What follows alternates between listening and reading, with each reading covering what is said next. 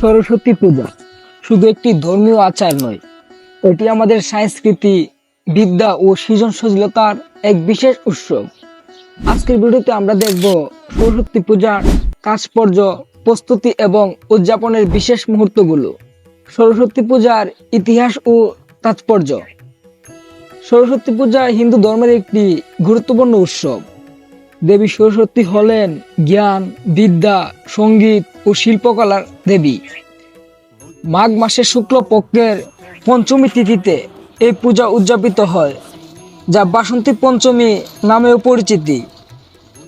শিক্ষার্থীরা দেবীর আশীর্বাদের জ্ঞানের আলোয় আলোকিত হতে প্রার্থনা করে।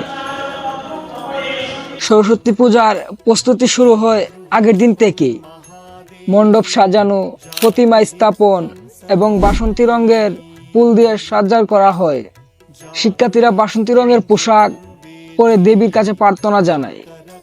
প্রতিমার সাথে রাখা হয় পুঁতি, কলম এবং বীণার মতো উপকরণ, যা দেবীর জ্ঞান ও সৃজনশীলতার প্রতীক।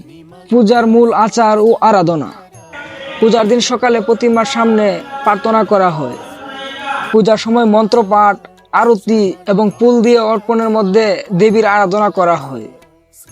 ভক্তরা দেবীকে মিষ্টি, ফল, বাসন্তী রঙের প্রসাদ অর্পণ করে।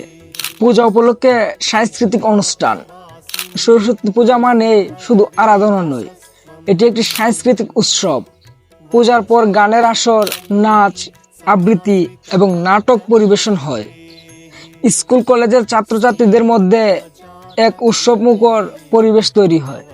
সরস্বতী পূজার আমাদের বিদ্যা ও সৃজনশীলতার প্রতি শ্রদ্ধা জানানোর একটি সুন্দর মাধ্যম। আসুন আমরা দেবী সরস্বতীর আশীর্বাদে নিজের জীবনে জ্ঞানের আলো ছড়াই। সবাইকে সরস্বতী পূজার শুভেচ্ছা।